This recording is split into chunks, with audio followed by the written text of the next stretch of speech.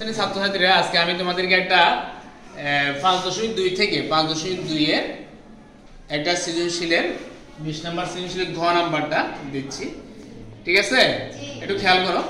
আমাদের এখানে b গুণ c লেফট হ্যান্ড সাইড বাম পক্ষে আছে b গুণ c divided s square minus 9 by s minus 1। তাহলে আমরা b এর মান আমাদের প্রশ্নে b এর মান আছে কি দেখো, s square plus 2x minus 3 s square plus 6x minus 7 into c এর মান s square plus 12x plus 35 by s square plus 4x minus 5 বার s square minus 9 by s minus 1। এখন আমি তোমাদেরকে যেটা বলবো, এখানে কি কাজ হবে, মিডল টার্মে কিসের কাজ হবে, মিডল টার্ম।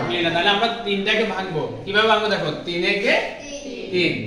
তারপর নিয়ম হচ্ছে কি, ভাঙার পরে যোগ বা বিয়োগ করলে কার সমান হবে, মাঝখানেরটা সমান হবে, মাঝখানেরটা সমান হবে।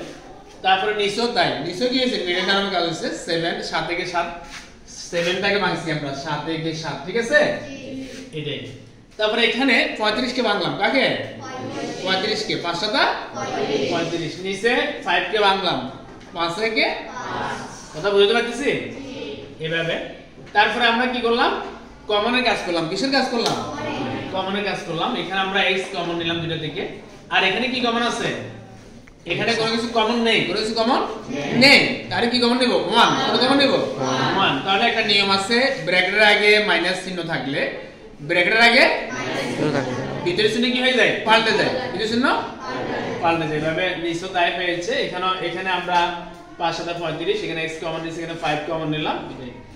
তারপরে যে কাজটা করছি শোনো, এখানে এই জায়গায় কি হয়েছে, a স্কয়ার মাইনাস b স্কয়ারের সূত্র হয়েছে। কি সূত্র, a square minus b square সূত্রটা কি, a square minus b square সমান a plus b into a minus b। ঠিক আছে, এটাই। তারপরে x মাইনাস 1।